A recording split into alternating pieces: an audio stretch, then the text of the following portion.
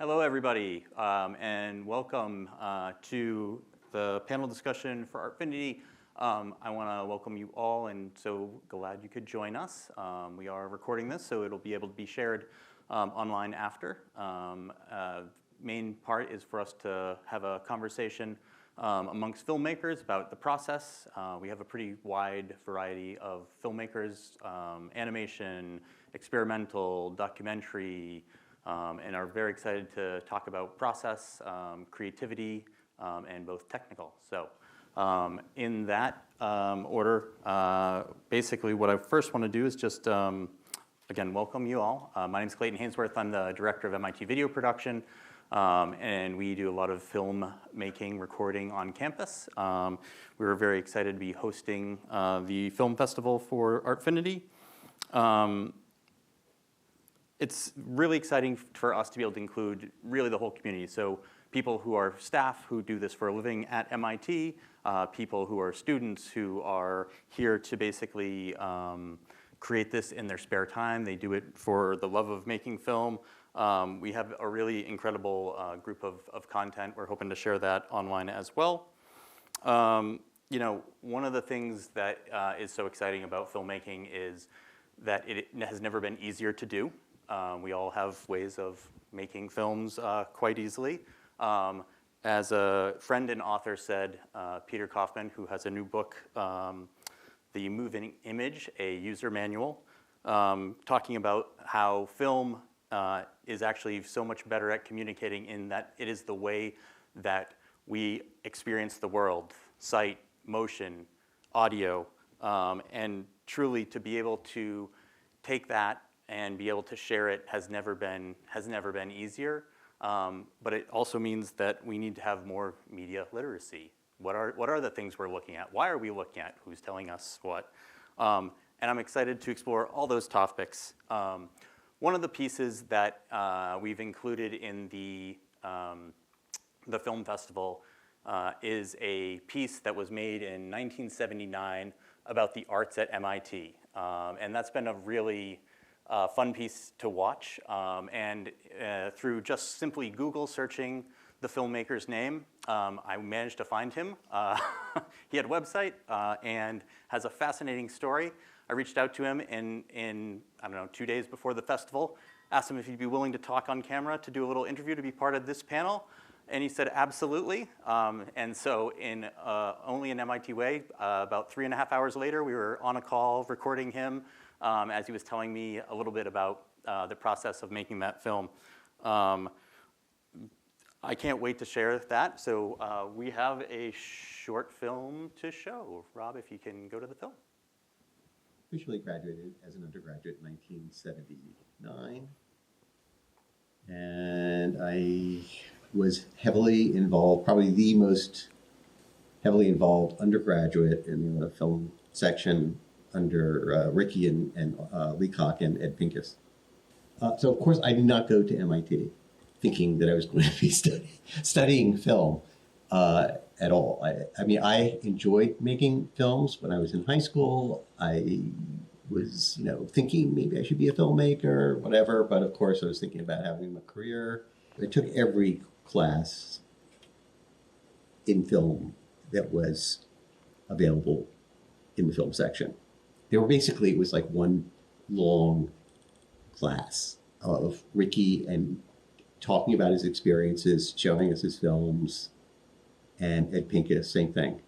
There was a bulletin board in the film section with just random things on it that people would post things on. And one day I'm passing this this bulletin board, and there's a note from Jerry Wiesner.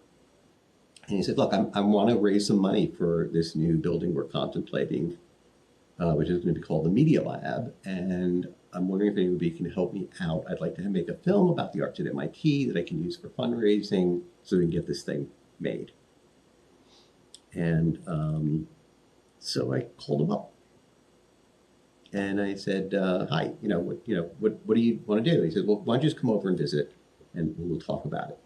And I went to his office and met him, and we sat down, and he told me what he wanted to achieve, and then he This I remember very distinctly. He asked me if I was any good. I thought, you know, as an undergraduate, I was a sophomore, right? Yeah, I thought, and I thought, this must be like one of those adult trick questions. How am I supposed to answer this question? I said, I think I can make this film. You know, I have some real experience, so I think I understand what the goal is, and you know, I've actually done something like this. And he did obviously come see it eventually, but he hired. So, and then I had to figure out where were these arts at the MIT. I was supposed to be making it. So that was like the part one. I had a lot of good help from the people in arts and humanities in discovering some of those things that ended up in the film. And there were some remarkable people doing remarkable things. And it was the joy to find these people who were allowed to do things in that MIT way where they give you a room, they gave you money, and you just did what whatever came into your head. And it was in hindsight a glorious time. Jerry Wiesner was an amazing person, okay, because he really strongly is as great a scientist as he was, as great as a sort of a public figure, an advocate for science in the public domain. He really understood that there was no science without the humanities section of it and the arts component of it. It was great foresight on his part not to sort of like make it an afterthought. He was so aggressive in seeing how these things were connected. I was just a kid, and I thought it was great. It was a great talk and everything, but I didn't resonate with me until, of course, much later. But I made all these little cinema verite vignettes. And spent, I think, a summer editing them. And it was a great experience. And I learned so much. And so it was like both. So he got the film, went out, raised the money for the Media Lab. I got this unbelievable experience, completely paid for. I think I got a salary. I mean, it was like, why am I getting paid to do something so fun? You know? So you can see why I didn't become a civil engineer. You know, my experience at MIT was, and particularly in making films that had purpose, right? So like before I graduated, I made multiple films for MIT. I'd made things for the Marine Biological Laboratory, all sorts of institutions were hiring me, right? I realized it has to be a story. Who's going to watch this if you don't have a story? And so it had to suck people in, hold them tight, and at the end they had to feel something. Wonderful. And in a way,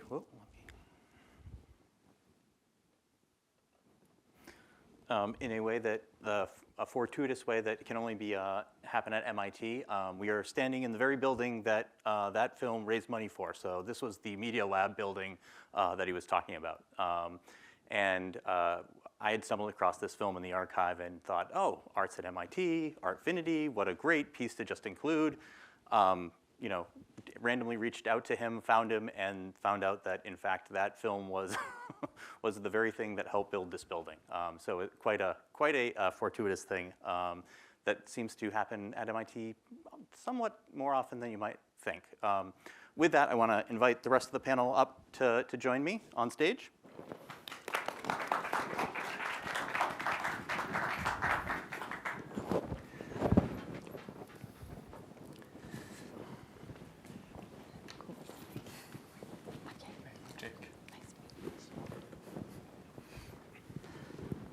And Reuben? We're going to grab another chair. Fantastic.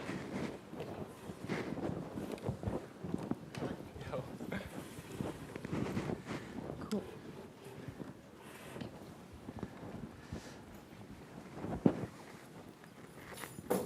Wonderful. So happy you're joining us.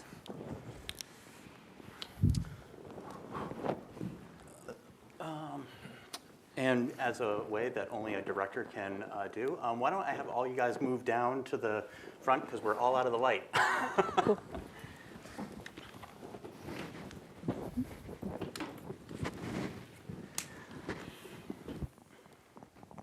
And that will make my team With videotaping, so much happier. Much better.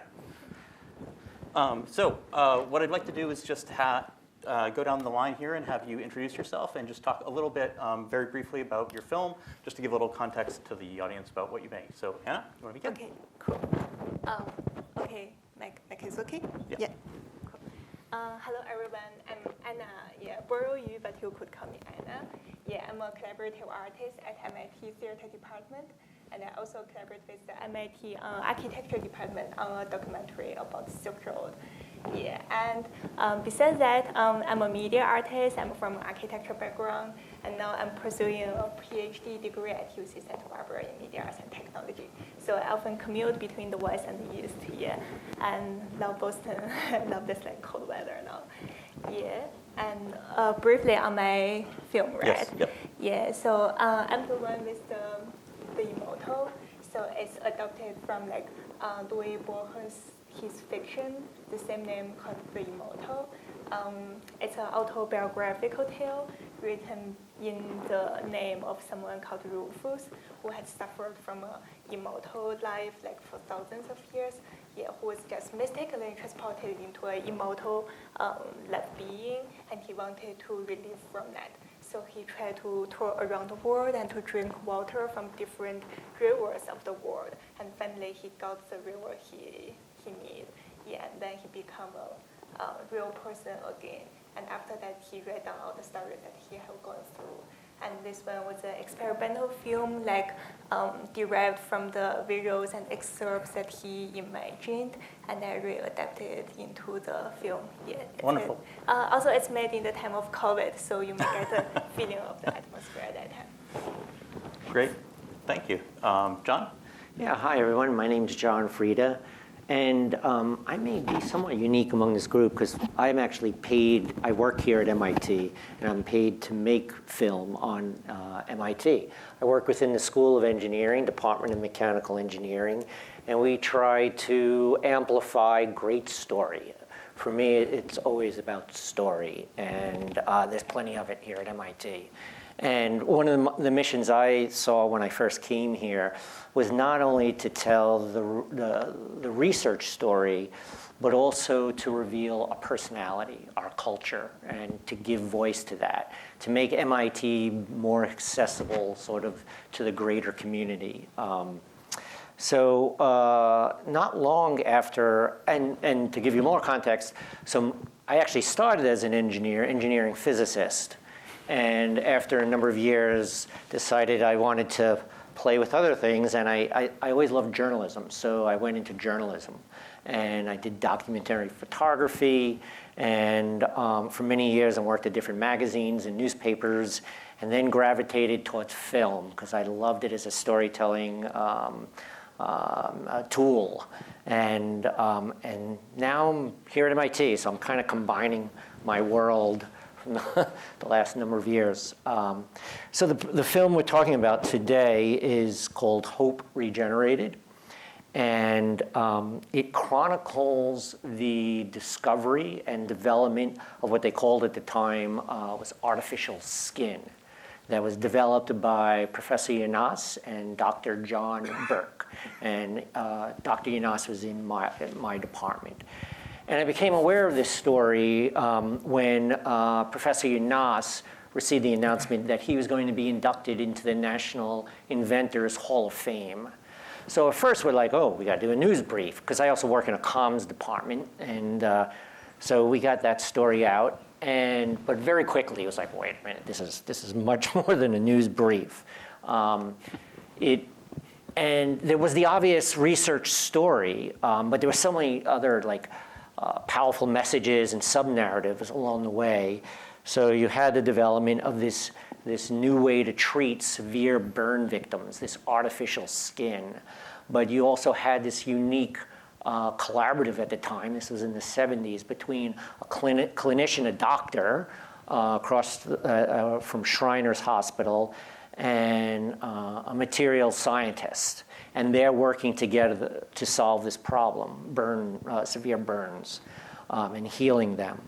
You also had, ultimately how they made this discovery is it came from a failed experiment. They were trying to find a dressing of sort to keep bacteria out and moisture in and increase the healing time. And it was failing, but in that process of trying to understand how they were failing, what they learned is that the skin was regenerating.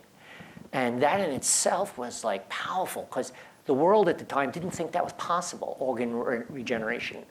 Obviously the epidermis, but not the dermis. So there was that story as well. What was also unique about this story is, let me back up. So often at MIT when we cover research, a lot of the punchline is, and it can possibly do this, and it might do this. And if you look at any story on MIT News, that graph, they're almost like a template, right? It's always the maybe, possibly, and often it might, but we might not know for 20 years. With this particular story, I came to it 20 years after. So we were actually able to go and see the children who were the recipients of this, who were most likely alive because of this discovery.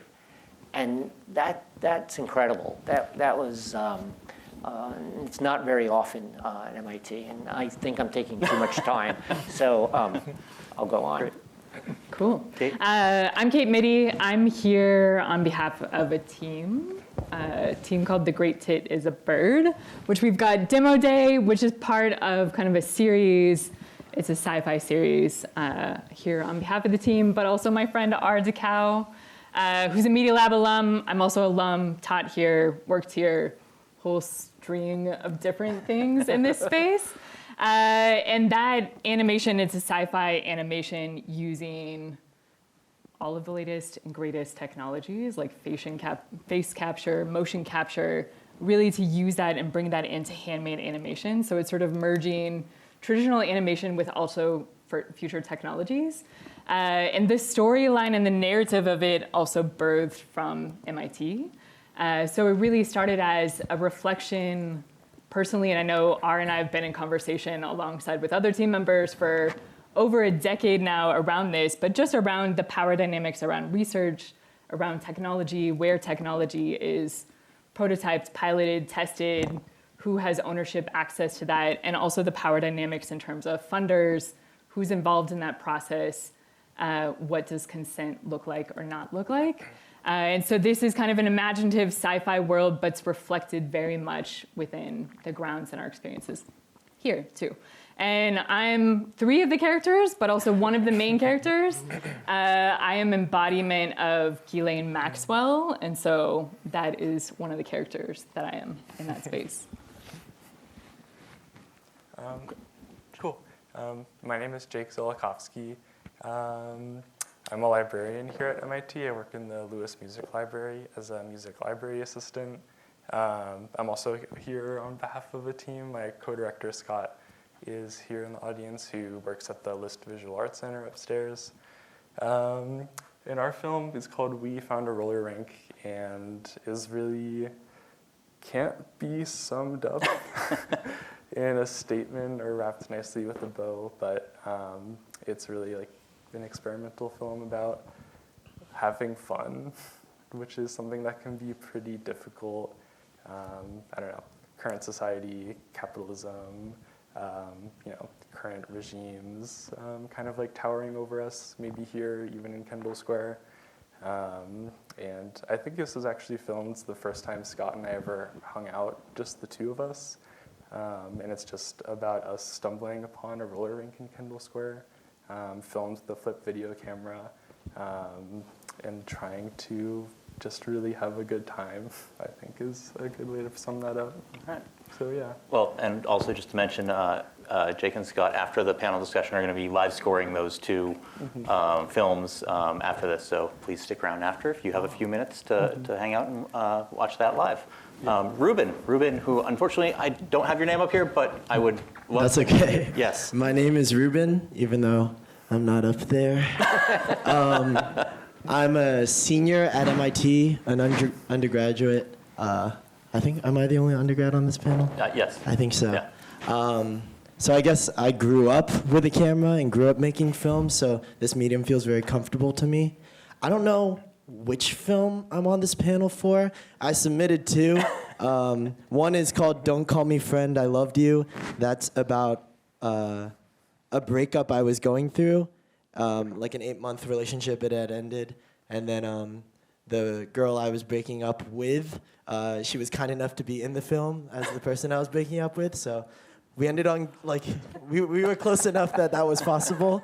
I love it. That film was it was inspired by Chungking Express, if you've seen that. So it's stylized in that way. I just wanted to practice using those effects, especially because I'm working on a film right now that's going to utilize some of those effects.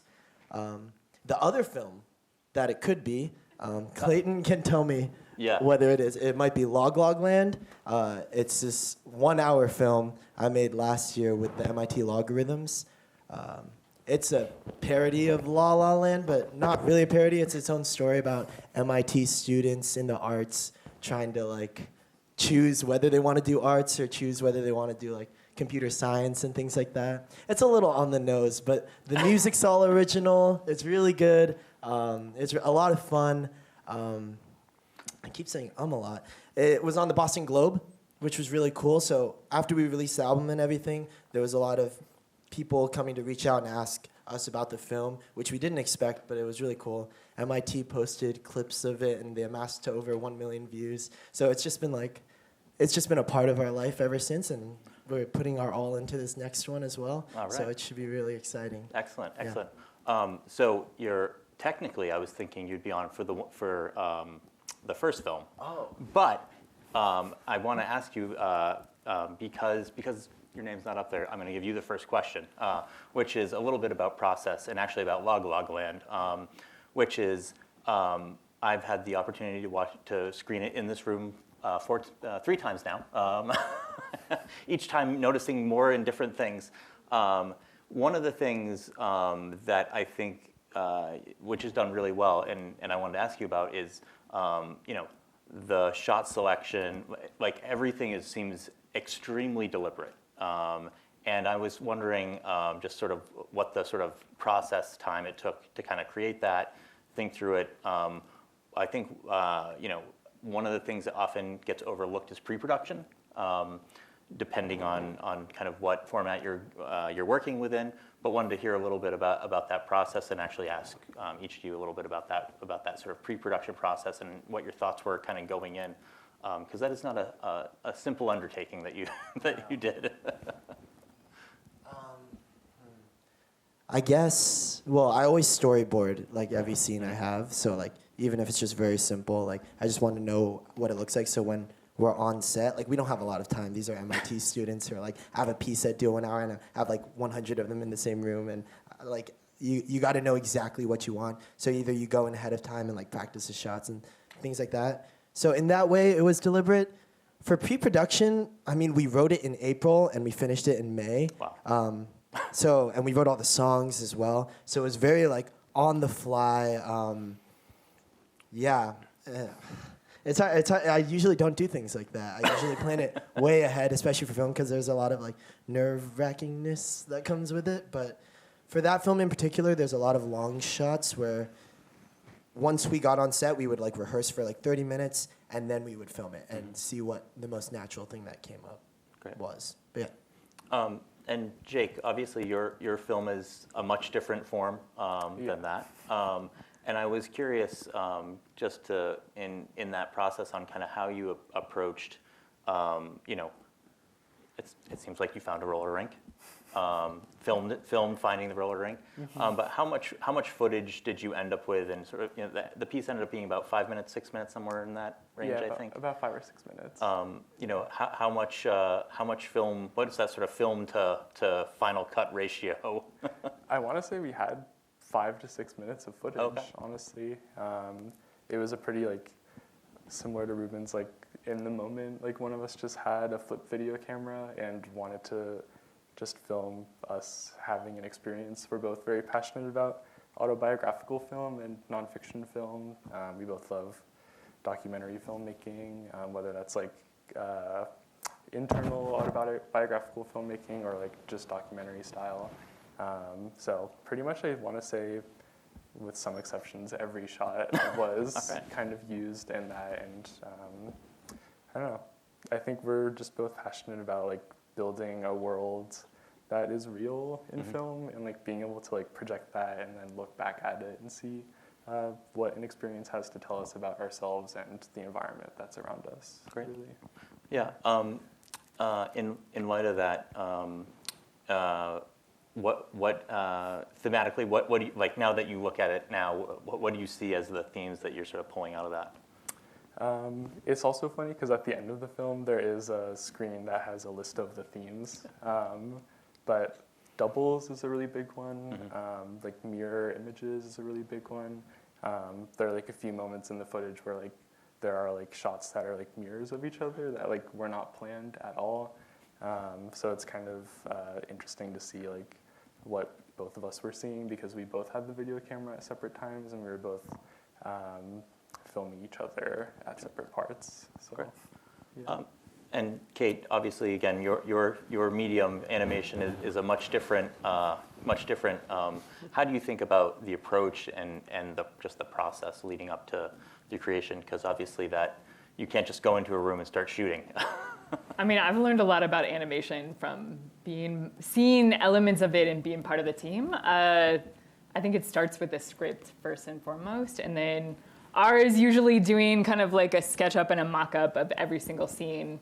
The animation team is coming together, doing the designs for all the way down to like the wardrobe, every single character, every single scene, sketching it out, making that, pulling all of that information together. And then like from my side, because I'm one of the characters, or a few of the characters, but one of the main characters, we're also recording the vocals. And while we're recording the vocals, but also using like face capture, one of the apps, as a way to capture the face capture.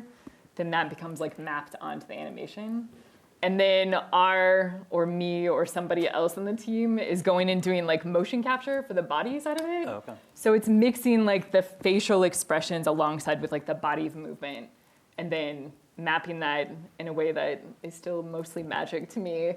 That's the animation team, and pulling it together from that side. So it's a pretty dynamic and involved space. And I think one thing that I really love about it is that everybody's coming in with a very different technique, different skill, and different space. And so it becomes a space of learning for all of us at the same time. And that I really appreciate, is that you get a glimpse into animation. Darren, who's in there, we did a light piece of the sound design for a minute. Other people sort of took that forward and also had started it that we had built on. But like you start getting like different windows of the entire animation and putting it together. How long does it take? No, yeah. Oh my gosh. I think this demo day, has been in the works for probably a year now, and was released earlier this spring, earlier this year, yeah. Okay. And I think the other thing that filmmakers often run into is, how do you know it's done? That I am always curious to ask R on that space. But I know generally from my experience is once everything sort of comes together, feedback is constant throughout. And so at like every step of the way, there's always a question for feedback towards the team or for other folks that are kind of in the circle in that space. And so I don't know. I always wonder the same thing. I don't think there's a right answer to that. Yeah. Where was it released? It's been online, and then is also going to a bunch of film festivals too. Okay. And John, just to ask you a little bit about your process, what is interesting is we have quite a variety of people who are part of teams, and the demo day team. The list of credits is quite an impressive list, and then we have other people who are more solo filmmakers, but obviously it's a team sport. But just thinking about kind of that process, as you envision a piece. How many people are you pulling into that process? And in terms of, is that communications people? Is that you get to kind of really pitch it and go forward with it? What does that process look like for you? Yeah, so we're pretty independent. We have a multimedia team, so I currently have 3 students. but we also hire freelance people as well. So with this particular piece, we work different. As a documentary filmmaker, we don't script it. We sort of, as I tell my students, we create sort of templates in our mind of where we think it's going to move and the arc that we see as most likely the arc. And then we go do discovery. Because you don't know what people are going to say in an interview, one. And two, we don't know what we're going to get, especially with this piece. Now, I don't know, you guys may have not seen it, but a lot of this, we were quite fortunate that Shriners Hospital opened their doors and the families and the patients opened their doors. So we were able to go in. And we were kind of just on the fly on the wall and just grateful that we were there. And, and it was just magical that people just let us be there and didn't alter what, they weren't performing. It was real, it's just real life. Now, what was different about this film is what do you show when you're going back in time? That was different, and most of my films aren't like that. So there are some scenes that we needed to get in, like we were projecting what's inside this individual's head and what he felt and what he was thinking back then when he was working on this and treating these children. And for that, we were doing more staged. It would be more like yours or others, where we had a script, like we said, just walk through the halls of the hospital, and they let us have a floor. And we just did all sorts of stuff with like a Ronin and push, pull, in focus, out of focus, just, sort of moving around. Well, we were trying to show the passing of time where he was going back and forth across the river. We had him take the subway back and forth and just lots of blurring. And, so we used the train almost coming and going as the movement of time. So we usually don't work too much in that space, but we all use these little tricks along the way when we're telling a story. Great. And Anna, I think it was interesting to find out that your piece was done during COVID, which now makes a lot of sense. But I'm guessing that was more of a solo endeavor for you. Can you just talk us through your process of actually working on the piece during that time? Yeah, definitely. So actually, most of the time in my career, I work as a media artist. So that means I work like in VR, AR, extended reality, immersive exhibition, motion capture, animation, things like that. Yeah, so actually, this is the first kind of the film, if you call it the film, the first one that I made. Because at that time, I want to see what our body means to us, what's the embodiment in this period of time. That's what the COVID brings to us. At that time, I was living in New York with JJ, my partner, in Brooklyn. It's a 2B apartment, and our roommates moved out at that time. So it's my home studio, so I stayed in that little room every day and thinking of everything and seeing the news. Like, people have different perspectives towards life at that time. Mm-hmm. Some people got really panic, and they use like layers of the lifeless copies, if you say, like the gloves, the masks, to protect themselves. Some people even use like the plastic membranes to cover themselves. Yeah. And some people just feel, okay, it's okay, like every people will die sometime. So maybe it's the time. And some people feel like the COVID is endless. So we are trapped in this endless, timeless thing. Yeah, so with all these feelings, I try to see the embodiment of ourselves. And we collected some things like the gloves and some like 3D printed things, because we are all from like architectural background. We are really familiar with that tool. So we printed these body parts. If you see the film, we printed the hands on different scales, the mouth, and attach the needles to them. And like shake hands with the gloves, the plastic gloves with water inside. So it punch into the water glass, and the water leaks onto the grass, things like that. And we filmed like outdoors. We went to Hudson River on the bank, and we went to a very beautiful park, like Wave Hill, I think in Bronx, on the northern part of New York. And people are keeping social distance. They are walking you curiously, like shaking hands with 3D printed hand, things like that. So we collected a lot of footages, and we went back to the little studio. And at midnight, it just intuitively came to me that I want double layers, different layers of things coming together, like the embodied physical layers. So what we did is like we shooted these footages onto the wall of our living room, and I was performing in front of that, and we reshoot that. Yeah, so you would see the strobo flashing like the lights, in that film, because that's how you reshoot something on the projection.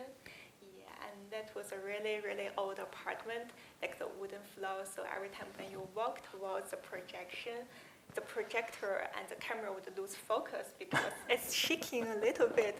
So very intensely we did it many times, and these like not precisely visuals, they come together, but the feeling of that time. Yeah. Great.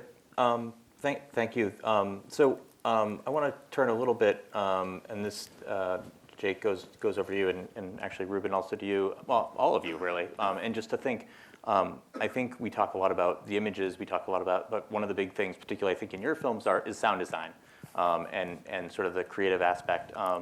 Can you just give us a little insight into kind of how you think about sound design and the creation of that? Because that doesn't seem to be necessarily tied specifically to the moment and maybe created after the fact, but have you kind of speak to that a little bit? Yeah, the sound design in We Found a Roller Rink is funny. There's no like diegetic sound or anything. It's all been cut out. But the score was made half with a modular synthesizer that lives in the music library, and the other half was a field recording of a sacred harp concert that I went to at an agriculture festival in Maine called Common Ground. And that was like the first time I had ever seen sacred harp singing, which is, I don't know, if people aren't familiar, it's like an old, one of the original like American spiritual religious musics, where like everyone like sits in like a big square essentially and like sings at each other, and it's like very visceral, and just had like a big impact on me.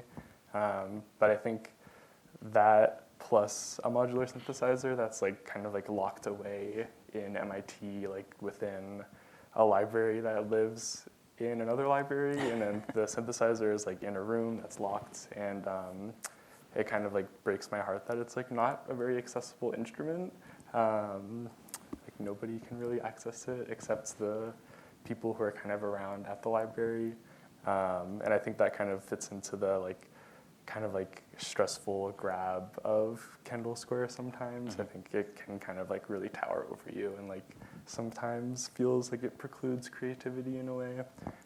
So then like the second half of the film is scored with that sacred harp field recording, which is like deeply spiritual and, you know, important to like the way I see music in the world.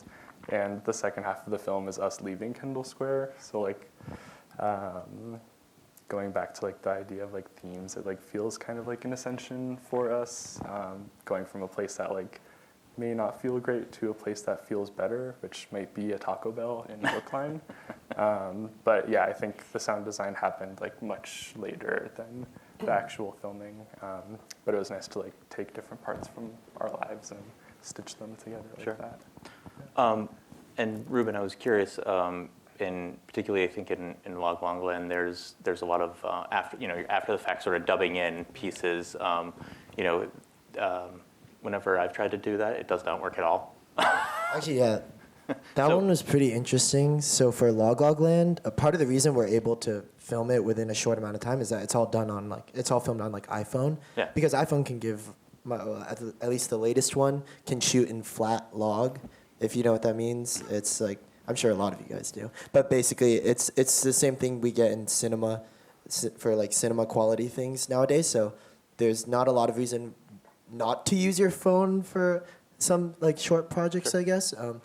The thing that was hard about it was audio, and especially in the locations we were. So Logland, we didn't dub anything. We would just sometimes do a second shot that was a lot closer to the camera, and then we would sometimes overlay those things. But some of it was like using AI to like clean out background noise and things like that. What was interesting is the second film, Don't Call Me Friend, I Loved You, we tried dubbing that whole thing just to see what it was like. And to me, it pains me because I feel like you lose a little bit of authenticity, even though like we would sit down and we would do the take over and over to match the emotion, I feel like there's just something a little bit off. But maybe, I don't know what it's like to the fresh eye. Maybe you don't notice it. Maybe you do. Maybe it adds to the ambiance of that film. But as much as you can, I think recording live sound is the most important.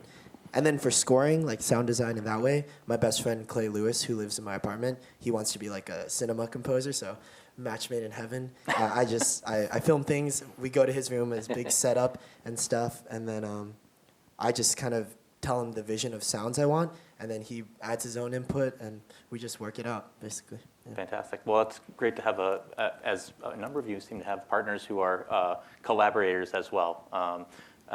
Kate, just curious to hear, because animation, obviously, are you starting with scratch tracks and then doing final reads? Are you, how do you approach that process? And particularly, I think something Reuben raised around authenticity and emotion, and how do you get that sort of a performance out of an animated piece? I think, R is incredible. I'm always amazed. R literally, the first few times will be on the phone. Or, I think the first round of it, when we had first done demo day, everybody was recording it on their cell phones from multiple different locations. I think there's 8 to 10 characters in demo day, like main characters. Mm-hmm. I'm pretty sure that R, who I've actually never confirmed this with, but I'm pretty sure that R is like probably 5 characters just themselves, which is amazing and dynamic that they're able to cover just that range of personalities. But I think from my side, R would feed me the lines, or we'd be reading the lines from the script, recording it using face capture, and also working through the emotion on that side of it. And then that ends up going into kind of the storyboard side of it. And then I think from the sound design side of it, there was already a light kind of sound behind it that we were sort of building onto it, and then you're layering the voices over it, and then refining that as the animation is coming together over time. But I think it's like the vocals are really the anchor point for the animation, and so everything is also coming from the animation and the storyboard and the vocals kind of blending together and merging together at the same time. Great. It wouldn't be an MIT panel if I didn't ask about AI and filmmaking, and sort of different thoughts on that. I this morning, in fact, saw something on posted that was like, this was a $500,000 Coca-Cola ad, and somebody just recreated it for Pepsi for $2 and some time and a couple AI tools, and for me as somebody who does this professionally, I'm looking at it, I'm like, these aren't the same. These aren't even close to the same. On a very kind of light path, yes, kind of shot for shot, similar stuff. But I'm curious just how you think about, how you, and we can start with you, Anna, how you think about AI tools and how you might want to use them. There tends to be the, documentary sort of verite, like I want to shoot what is real and that's what I want to do, and others who want to, think about tools differently. But I'm just curious about your thoughts of AI and AI tools. Yeah, cool. That's a very interesting question. Yeah, so again, as a media artist, I'm always like testing with the cutting edge technologies. So myself has been playing with AI like I think 3 to 4 years ago at least. Yeah, and there is something called MIT AI Film Hackathon. Yeah, so we just hosted this year. It's the 3rd time that we are running this. Yeah, and it was held in MIT Media Lab just on the 6th floor. Yeah, like 3 weeks ago. Yeah, in the February.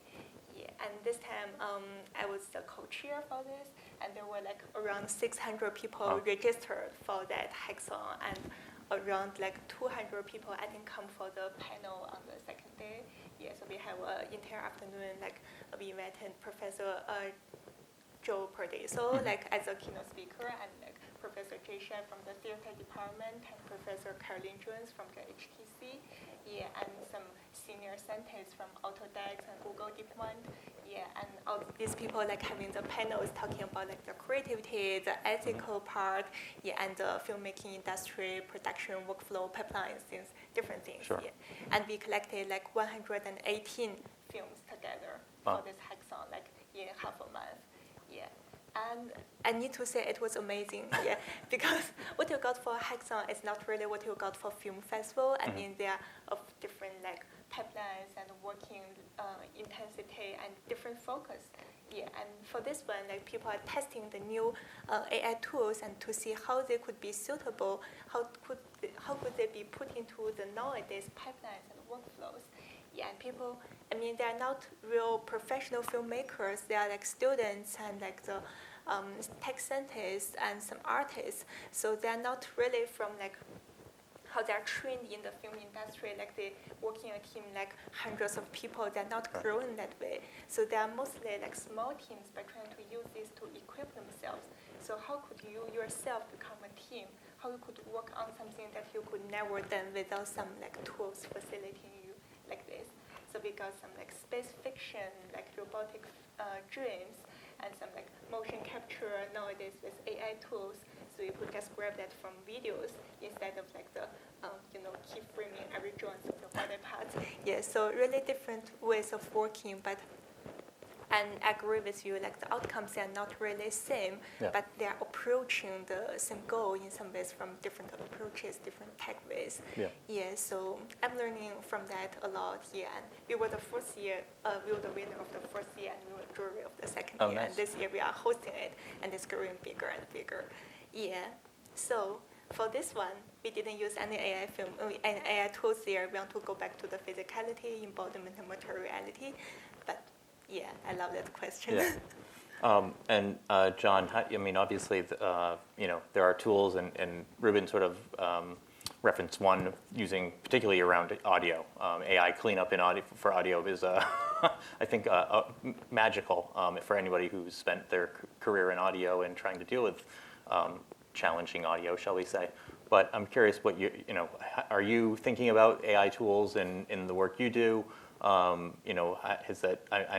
Is that coming up? I mean, particularly at MIT, are you finding that you're thinking about different ways of using them, or if it's threatening to you, or what's your take? Well, I wouldn't say it's threatening. I'm always open to things.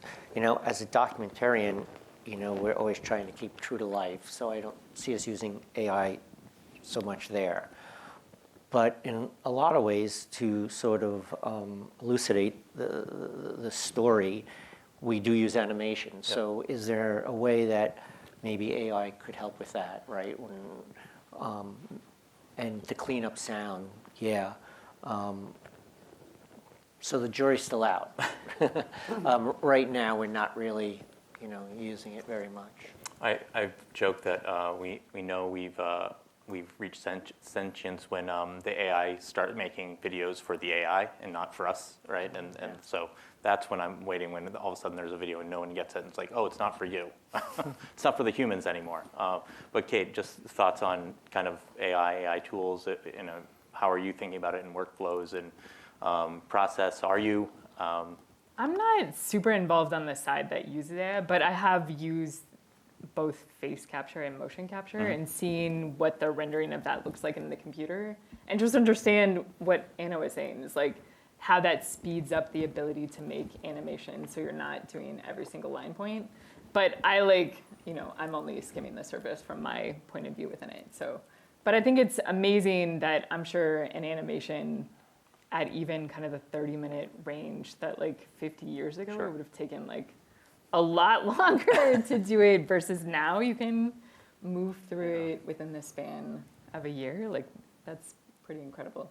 While also retaining the fact that I think with any tool, it's about how do we understand enough to know the full breadth of that knowledge. And I think that that's the piece that I would say we as a team kind of hold, is how do you use it as a way to improve our understanding and knowledge rather than just kind of shorten the time frame. And that, I think, is an interesting space where we're at right now within technology too. Jake, are you thinking about AI tools? Are you playing around with them? It's not, the sound design, modular synth, that's all a lot of more analog, right? So my guess is you might steer slightly more analog, but I'm curious how you're thinking about how those might impact your workflow and creativity. Yeah. Yeah, we don't think about generative AI really, or I mean, I won't speak for Scott, but I would assume, for the both of us, neither of us really see much place for it in the films that we make. We're still making movies on DV tape and using flip video cameras, and all of our hardware is pretty old, and we're operating on old computers, and working with equipment made 30 years ago. Sure. That's like barely functional, but but I would say, like, especially just due to the autobiographical nature of like what we do, I don't see like too much of a place for like generative AI in that. So I don't know. Yeah. Yeah. And Reuben? All right. It's a tough question. If Clay was here, he would be very angry about the presence of AI in films. It's in film. You talked about this as well. It's always about telling the story and the best story you can. And if you're trying to tell a real story about real people, maybe AI isn't the way to go because it can feel more like an imitation and it loses that human touch. And so really it's just about what tools are you using to create an authentic and powerful story. If AI gets to a point where it can do those things and can tell those stories, then I can see it being a lot more common in the medium. Right now, it's more just used, hopefully to not replace the creative roles, but more the tedious roles like keyframing and little pieces in animation, or to save you on your budget as well. In the film I'm working on right now, we only have like a $2,500 budget, and we're like, how much of this should we give to a VFX artist versus maybe AI could do this VFX for us? So it's a debate there for sure. Yeah, I think one of the interesting things is that, I think there's obviously a lot of discussion around it, but the thing that I find really interesting about it is, it's a tool, right? And if you use it well, but I think you're kind of each saying part of this in different ways, which is ultimately it's the story, right? It's what, like, at the heart of, I think, what all of us do. It's trying to tell a story, it's trying to communicate an emotion, and if you can do that with this other tool, great. And if it allows you to do that well, all the better. However, I think there's, if you want to make a mediocre film, outsource it all to generative AI. So I think it'll replace a lot of that, but getting to that next level, getting to something that actually resonates with people, I think it is hard, and it takes a lot of work, and we're closing in here on the end of the thing, so just want to give you guys an opportunity at the very end, a brief, is there a next project you're working on or that you're excited? And Reuben, it sounds like you're already in the middle of one. Oh, yeah. Our current project is, again, it's not really a parody. I'm just going to say that for simplicity, but a parody of Everything Everywhere All at Once. Since I really like making music for the past film, so this one actually has songs incorporated. Again, it's taking place at MIT, following students. I feel like, who here has seen Everything Everywhere All at Once? Hopefully everybody. If you haven't, go watch it, please. It's a very great movie. But that film talks a lot about these different worlds and these different lives you can lead. And it shows our main character being like a cook, being working in a laundromat, being a singer, being a famous movie actress. And one, I feel like that story is incredibly pertinent to people in college who are trying to figure out what they want to do in life. Sure. But also what it doesn't touch upon is that you can live multiple lives within one life. Like you can be a filmmaker at MIT and do computer science. Like my counselor worked at like Dick's Sporting Goods for a little bit, and then was in the hedge fund industry, and now is my counselor for music. You have so many lives left to lead, that you can live within your one life. That I think that's a really important message. I'm kind of like spoiling like the conclusion of this film, if you ever watch it. I think that's an important thing to talk about, especially in a college context. But yeah, that's just a little sneak We look peek. forward to that. Yeah. Jake, what's your next project, or what are you excited about? We don't have plans for another film at the moment, but we are trying to book a tour, actually, to perform the set that you're basically about to see in the northeastern New England. We perform, in places around Boston and Cambridge, like this specific like live sound accompaniment like to these films. So that's kind of like what's on the horizon for us. Nice. Yeah. Kate, how about you?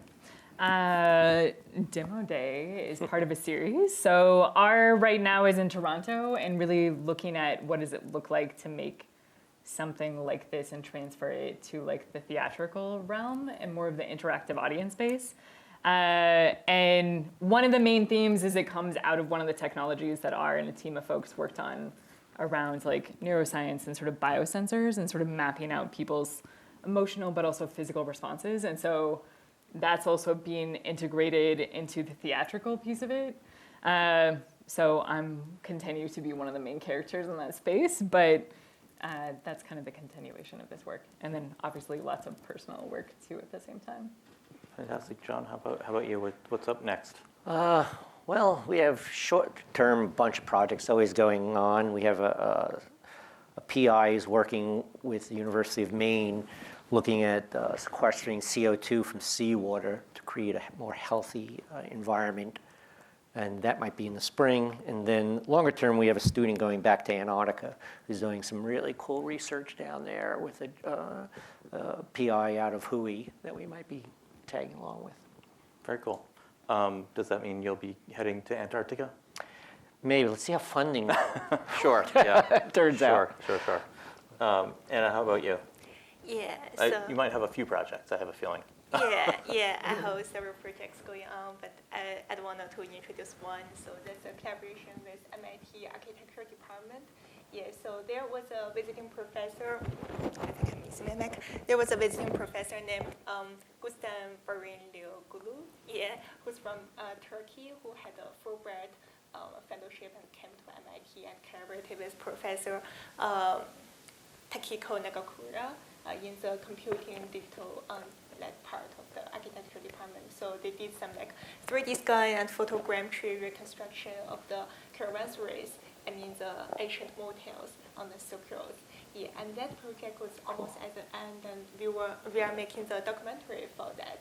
Yeah, because I used to work in the cultural heritage part, for Harvard, in the architecture and art history department. So I have an idea of what every people is working in this field from different perspectives and how this coming along.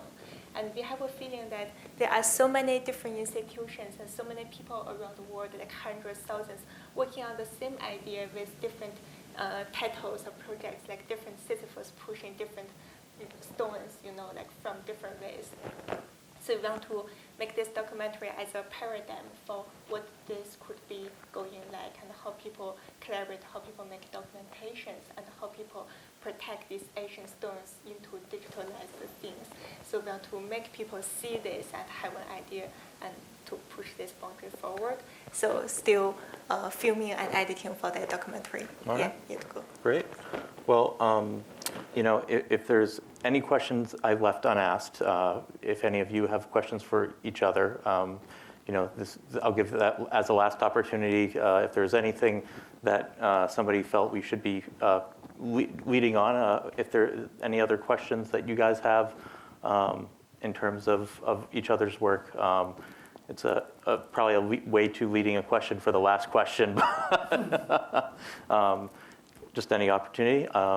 Otherwise, we'll wrap up. Reuben, you going to go to graduate school here? Am I what? Are you going to stay on as a graduate student? Oh, I'll be here next year. I'll be around next year. Is that a yes? Maybe. Maybe. We're deciding. We're figuring out. All right.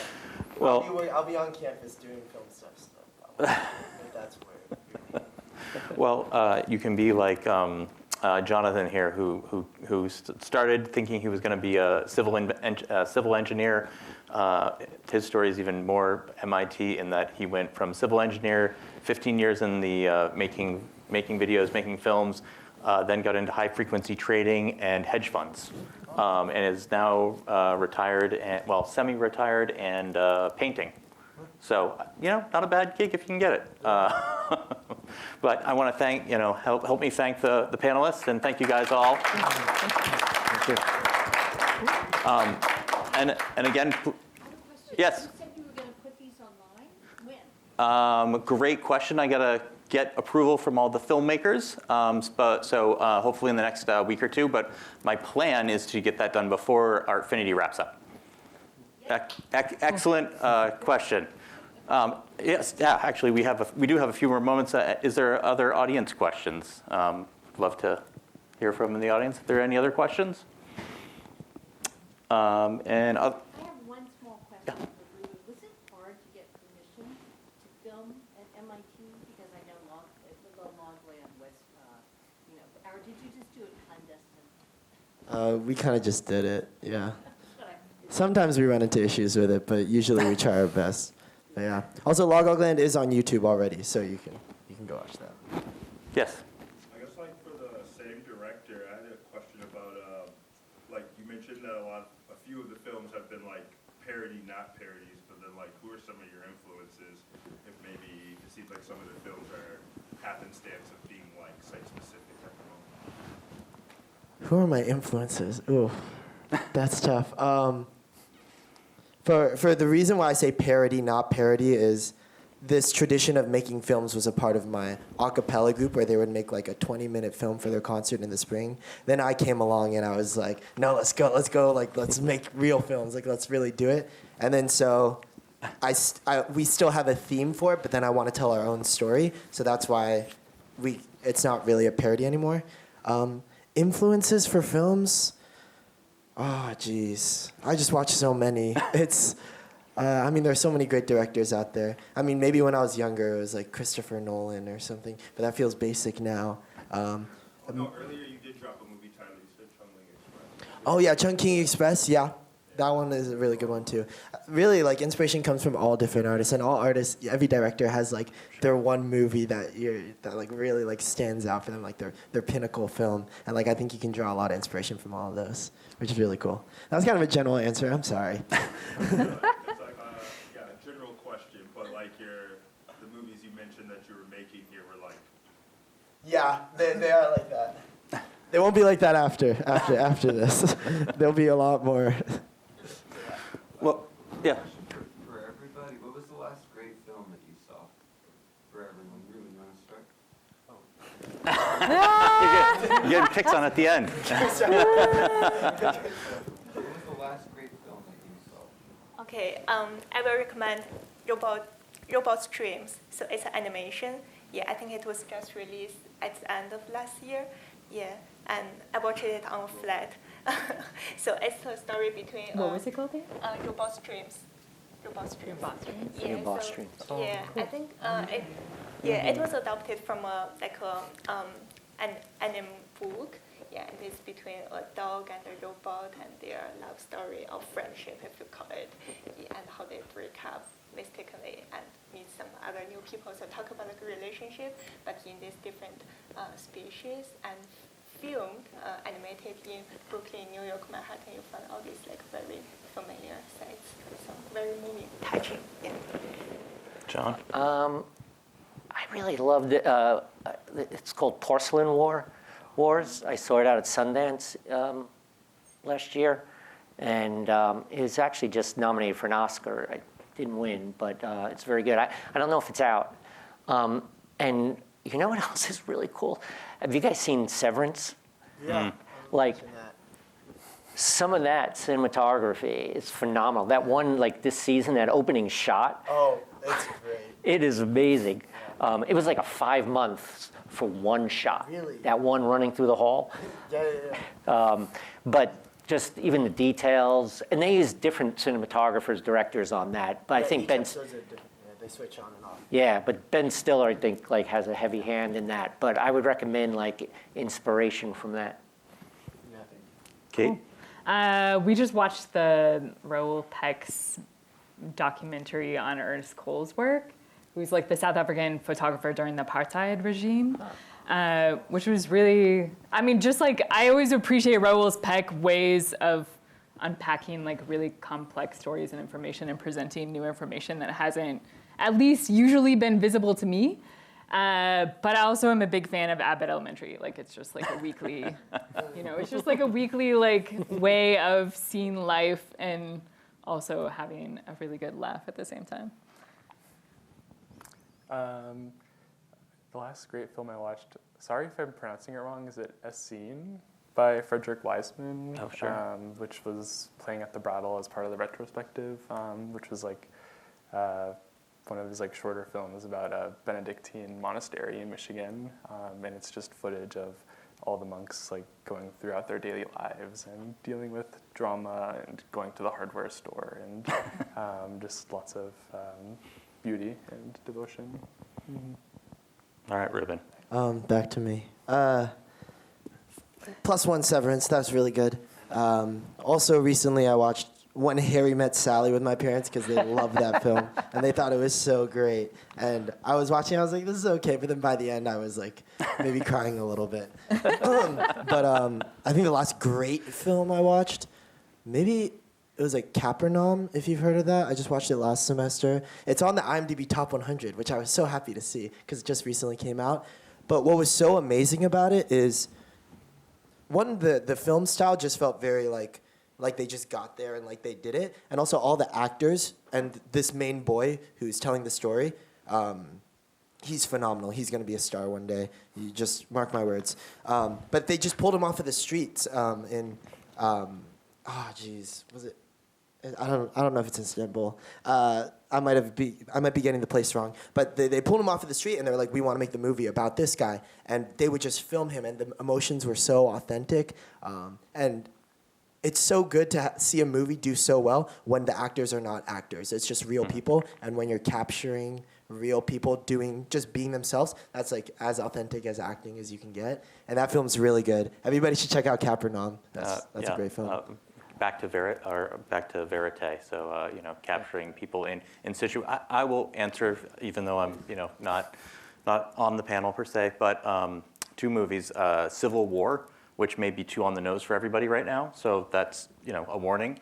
And then the other one, which is a plug for an event that's coming actually to this very very screen on Tuesday, soundtrack to a coup d'état, and the filmmaker is going to be here to speak about it. It's, I think, the best piece of editing I've ever seen in my life. Who's sponsoring that? It's part of Artfinity. Oh, is it? Okay. But I think it's maybe the list as well. I'm not 100% sure. I was looking to try and see the movie. I saw it with some friends at the Brattle who are here today, and it was like, I was like, I'm never going to see this film, and then it was like, oh, and now it's showing at MIT. So, but that is just a plug for another event and a great film if you have not seen it. What's it called again? Soundtrack to a coup d'état.